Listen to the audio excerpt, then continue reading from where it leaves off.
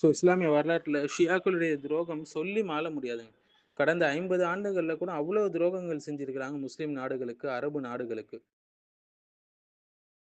இஸ்லாத்திற்கும் முஸ்லிம்களுக்கும் எதிராக செய்த சதி முயற்சிகள் எவ்வளவு இருக்கு. அதை சுருக்கமாக பார்ப்போம். இதுக்கு தனியா எழுதுனா ஒரு முழு நூலே தேவைப்படும்.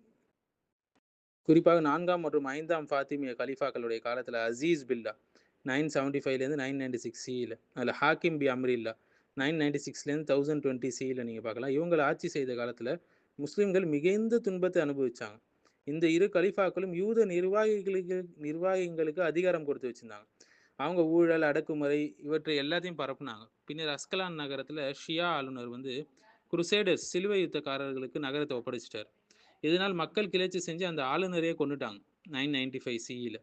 அடுத்து ஹிஜ்ரி 5ஆம் நூற்றாண்டில் புவைஹிதுடைய டைனாஸ்டி இருக்கு இல்லைங்களா, அவங்களுடைய ஆட்சி செய்த காலத்தில் யூதர்கள் மிகுந்த அதிகாரம் பெற்றிருந்தாங்க. ஸோ அவங்க அடக்குமுறையாக நடந்தாங்க. இதனால மக்கள் 1031 சிஇல கிளர்ச்சி செஞ்சு ஷியாக்களுடைய வீடுகளையும் யூதர்களுடைய வீடுகளையும் எரிச்சாங்க. அடுத்து ஷியாக்கள் வந்து 7ஆம் ஹிஜ்ரி நூற்றாண்டில் மங்கோலியர்கள் பாக்தாத் நகரை தாக்குவதற்கு காரணமாக இருந்தனர். முக்கியமாக ஷியா அறிஞர் நசீரத் தூசி தான் அதற்கு மெயினான காரணம். அப்பாசிய கலிஃபா க்ளோஸ் ஆனதுக்கு மங்கோலியர்களுடன் கைகோத்து கொண்டு செயல்பட்டாங்க. முஸ்லிம்கள் கொல்லப்படுவதில் ரொம்ப சந்தோஷப்பட்டாங்க, பங்கு பெற்றாங்க. மேலும் ஷியா அமைச்சர் இப்னுல் அல்கமி இதில் மெயினான கல்பரேட் இந்த விஷயத்தில். அவன் வந்து மங்கோலியர்களுடன் இணைந்து பல முஸ்லிம்கள் கொல்லப்படுவதில் முக்கிய பங்கு வகிச்சான். ஹிஜ்ரி 10ஆம் நூற்றாண்டில் சஃபவீத் ஆட்சி அப்போ இந்த ஷியா அரசாட்சி வந்து குருசேடர்ஸ் அதாவது சிலுவை யுத்தக்காரர்களுடன் கூட்டணி அமைச்சாங்க. அவங்க உஸ்மானிய அரசுக்கு எதிராக போர்ச்சுகீசியர்களுடன் கூட்டணி செஞ்சாங்க. ஸோ அதற்கு பதிலாக உஸ்மானிய சுல்தான் ஒரே நாளில் சுமார் 30,000 பேரை கொன்றார்.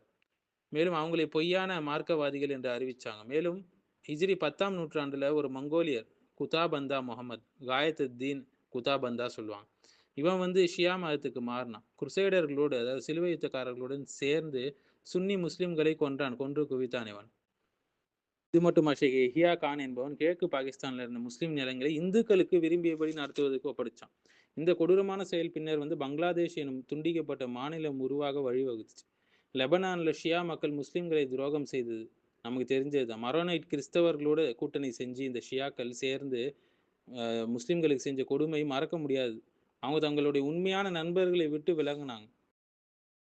முஜாஹிதீன்களோட ஜிஹாதை விமர்சிச்சாங்க. ஆப்கானிஸ்தான்ல உள்ள முஜாஹிதீன்களுக்கு எதிராக இருப்பதையும் தவிர ஷியாக்கள் என்ன பங்களிப்பு செஞ்சாங்க சொல்லுங்க பாப்போம் முஸ்லிம் உம்மத்துக்கு. அதே போல் குவைத் பல்கலைக்கழகத்துல ஷியா மாணவர்கள் நாத்திகத்தையும் கம்யூனிச மாணவர்களையும் ஆதரிச்சு சுன்னி முஸ்லிம் மாணவர்களுக்கு எதிராக ஒன்றிணைந்தாங்க. மேலும் ஈரான் புரட்சி மற்றும் நுசைரி சிரியால இப்போ நடந்த விஷயங்கள் இந்த 50 ஆண்டுகளை அது அந்த சிறிய அமைப்புகளுக்கு இடையான அசுத்தமான கூட்டணி நமக்கு தெரிஞ்சது. ஈரான் மற்றும் லெபனான், ஈரான் மற்றும் அல்ஜீரியா இவை எல்லாம் ஒரே மாதிரியான ஷியா சிந்தனையை பகிர்ந்து கொண்டாங்க. சிரியாவில் அடக்குமுறைக்கு உள்ளானவர்களுக்கு ஷியாக்கள் ஆதரவாக இருந்தார்கள். இந்த கொமைனி வந்து முஜாஹிதீன்கள் சிரியா முஜாஹிதீன்களை காஃபிர்கள் என்றெல்லாம் சொல்லியிருக்கிறார். லண்டன்ல 1980 நடந்த இன்டர்வியூல சிரியன் முஜாஹிதீன்களை ஷியாவுடைய மெம்பர்ஸ் வந்து குவைத்தி நேஷனல் அசம்பிளியில் ஓட் பண்ணாங்க. யாருக்கு? ஹாஃபிஸ் அல் அசதுக்கு, சிரியன் முஜாஹிதீன்களுக்கு எதிராக. பிறகு சிரியாவில் என்ன நடந்தது என்பது நமக்கு தெரிஞ்சது தான். சிரியா பிரசிடென்ட் ஹாஃபிஸ் அல் அசத் ஆனா இவன் வந்து நுசைரியா செக்டை சேர்ந்தவன். ஷியாக்கல்ல சிரியாவில் எல்லா அட்டுழியங்களையும் செய்தான். அதன் பிறகு அவனுடைய மகன் பஷார் அல் அசத் மெஜாரிட்டி ஏர்ஃபோர்ஸ் மற்றும் வந்து armour battalions top level administration சிரியாவில் இந்த நுசைரியா சேர்ந்தவங்களாக தான் இருந்தாங்க. அப்போது சுன்னி முஸ்லீம்கள் வந்து ஃபுட் சோல்ஜர்ஸாக தான் இருந்தாங்க ஆர்மியில். So Iran Syria, Iran Libya, Iran Algeria, Iran south Lebanon அனைத்திலும் என்னென்ன ஃபித்னாக்கள் நடந்தது இந்த அலையன்சஸ்னால நம்ம பார்க்க போகிறோங்க. ஈரான் சிரியாவில் நீங்கள் பார்த்தீங்கன்னா ரூஹுல்லா கொமைனி தலைமையிலான ஈரானிய புரட்சிக்கு பிறகு ஹாஃபிஸ் அல் அசாத் ஆட்சி செய்த சிரியா உடன் கூட்டணி ஏற்பட்டுச்சு. சிரியாவில் 1970லேயும் 80s காலத்தில் சுன்னி முஸ்லீம்கள் முஜாஹிதீன்கள் மீது கடுமையான அடக்குமுறை நடந்தது. ஹமா படுகொலைகள், ஆயிரக்கணக்கான சுன்னிகள் கொல்லப்பட்டாங்க. அப்ரஸ்டு ரெவல்யூஷன் என்று வந்த ஈரான் வந்து இந்த அடக்குமுறைக்கு எதிராக நிற்கல, மாறாக அசாத் அரசை ஆதரிச்சு, எதிரியை ஆதரிச்சு. இதனால ஒடுக்கப்பட்டவர்களுக்கு உதவும் புரட்சி ஏன் சிரியாவில் அமைதியாக இருந்தது. மேலும் ஈரான் லிபியாவில் பார்த்தீங்கன்னா முகமது கதாஃபி ஆட்சியில் இருந்த லிபியா ஈரானுடன் நல்ல நட்பு உறவு வச்சிருந்தாங்க.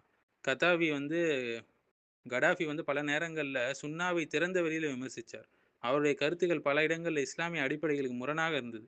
இருந்தாலும் ஈரான் அவருடன் கூட்டணி வச்சிருந்தது. பொதுவான அரசியல் காரணம் ஆன்டி வெஸ்ட் அலைன்மெண்ட்னால. மேலும் ஈரான் அல்ஜீரியாவில் நீங்கள் பார்க்கலாம். அல்ஜீரியாவுடன் ஈரான் நல்ல உறவு வச்சிருந்தது. குறிப்பாக 1980s அந்த வாக்கில். ஸோ அல்ஜீரியன் ரெஜிம் வந்து ஒரு செக்குலர் லீனிங் அரசு அது. இஸ்லாமிய அரசுன்னு சொல்கிறத விட. பின்னர் 1990s வந்து இஸ்லாமிக் மூமெண்ட்ஸ் FIS என்று சொல்லுவாங்க. அதன் மீது கடுமையான ஒடுக்குமுறை நடந்தது. ஈரான் இதை திறந்த வெளியில எதிர்க்கவே இல்லை. மீண்டும் அதே கேள்விதான். அப்ரஸ்டு முஸ்லிம்ஸ்க்கு ஆதரவு எங்க அங்க?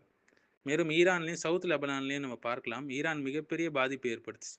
ஹிஸ்புல்லா உருவாக்கப்பட்டது ஈரானுடைய ஆதரவுல.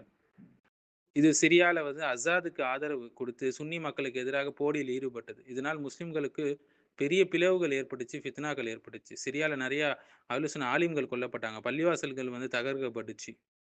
ஸோ இந்த மோசமான அலையன்சஸ்னால இஸ்லாமிய ஒற்றுமை என்ற பெயர்ல என்னென்ன அநியாயம் செஞ்சாங்க? அரசியல் நலன்கள் முன்னிலைப்படுத்தப்பட்டுச்சு.